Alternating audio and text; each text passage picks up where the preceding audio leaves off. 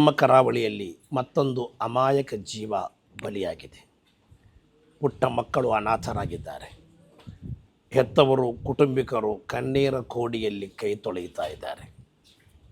Vote ಪಡೆದು ಅಧಿಕಾರದಲ್ಲಿರುವ ಜನಪ್ರತಿನಿಧಿಗಳು ಎಂದಿನಂತೆ ಸೂಕ್ತ ಕ್ರಮ ಕೈಗೊಳ್ತೇವೆ, ಖಂಡನೆ ಮಾಡ್ತೇವೆ, ಸಂತಾಪ ಈ ರೀತಿ 4 ಗೆರೆ ಗೀಚಿ ಅವರಷ್ಟಕ್ಕೆ ಅವರಿದ್ದಾರೆ. ಕೆಲವೊಮ್ಮೆ ಕಳೆದ ಬಾರಿ ಮಾಡಿದ ಯಾವುದೋ ಕೊಲೆಯ ಸಂದರ್ಭದಲ್ಲಿ ಬರೆದಿದ್ದ ಅದನ್ನೇ ಕಾಪಿ ಪೇಸ್ಟ್ ಮಾಡಿರಬಹುದು. ಮಾತ್ರವಲ್ಲ, ಇದಕ್ಕಾಗಿ ಪ್ರೇರಣೆ ನೀಡಿದವರು, ಹೇಳಿಕೆ ಕೊಟ್ಟವರು ರಾಜಾರೋಷವಾಗಿ ತಿರುಗಾಡ್ತಾ ಇದ್ದಾರೆ.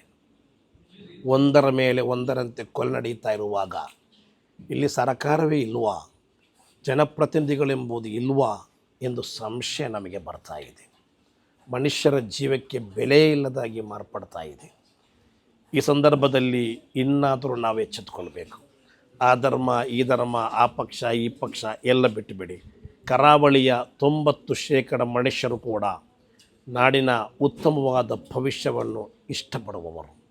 ನಮ್ಮ ಮಕ್ಕಳಿಗೆ ಒಂದು ಸುಂದರವಾದ ಕರಾವಳಿಯನ್ನು ಬಿಟ್ಟು ಹೋಗಬೇಕು ಎಂದು ಕನಸು ಕಾಣುವವರಾಗಿದ್ದಾರೆ ಕರಾವಳಿಯ ಜನರು. ಎಲ್ಲವೂ ಇರುವಂತಹ ನಮ್ಮ ಕರಾವಳಿಯಲ್ಲಿ ಇವತ್ತು ಭಯಮುಕ್ತವಾಗಿ ನಡೆದಾಡಲು ಕೂಡ ಸಾಧ್ಯವಿಲ್ಲದ ಒಂದು ಅವಸ್ಥೆಗೆ ತರುತ್ತಿರುವವರು ಯಾರು ಎಂಬುದು ನಮಗೆಲ್ಲರಿಗೂ ಕೂಡ ಗೊತ್ತಿದೆ. ಆದ್ದರಿಂದ ಅಲ್ಲಿ ನಾವು ಧರ್ಮ ಜಾತಿ ಪಕ್ಷ ನೋಡಬೇಕಾದ ಅಗತ್ಯವಿಲ್ಲ. ನಾವೆಲ್ಲರೂ ಕೂಡ ಒಟ್ಟಾಗಬೇಕು.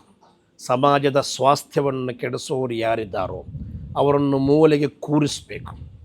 ಅಧಿಕಾರದಲ್ಲಿರುವವರು ಇಲ್ಲಿ ನಾಡಿನ ಶಾಂತಿಯನ್ನು ಕಾಪಾಡುವವರು ಯಾರಿದ್ದಾರೋ ಅವರಿಗೆ ಅಧಿಕಾರವನ್ನು ಕೊಡೋಣ. ಯಾರು ಸ್ವಾಸ್ಥ್ಯವನ್ನು ಕೆಡಿಸುತ್ತಾರೋ ಅವರನ್ನು ಮೂಲೆಗೆ ಕೂರಿಸೋಣ. ನಮಗೆ ಆ ಪಕ್ಷ ಈ ಪಕ್ಷ ಎಂಬುದು ಯಾವುದು ಕೂಡ ಇಲ್ಲ. ನಮಗೆ ಯಾವ ಪಕ್ಷಗಳು ಯಾವ ರಾಜಕೀಯಗಳಿದ್ದರೂ ಕೂಡ ಅದು ಇಲ್ಲಿ ಸ್ವಾಸ್ಥ್ಯವಾಗಿ ಶಾಂತಿ ಸಮಾಧಾನದಿಂದ ಬದುಕಲು ಬೇಕಾಗಿದೆ.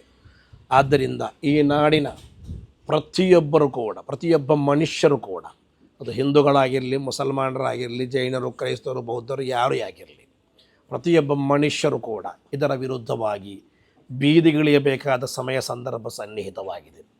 ಈ ಕೊಲೆಗಳಿಗೆ ಪ್ರೇರಣೆ ನೀಡಿದವರು, ಕೊಲೆ ಮಾಡಿದವರು, ಅವರಿಗೆ ತಕ್ಕದಾದ ಶಿಕ್ಷೆಗಳು ಆಗಲೇಬೇಕು.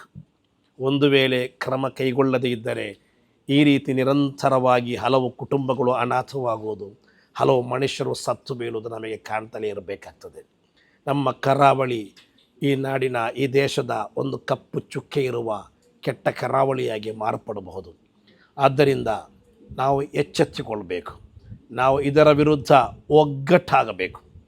ನಮ್ಮ ಧರ್ಮ ಜಾತಿ ಪಕ್ಷ ಪಂಥ ಪಂಗಡ ಎಲ್ಲವನ್ನು ಬಿಟ್ಟು ನಮ್ಮ ನಾಡಿನ ಸೌಹಾರ್ದತೆಗೆ ನಾವೇನು ಮಾಡಬೇಕು ಅದನ್ನು ನಾವು ಮಾಡಿಕೊಳ್ಬೇಕು.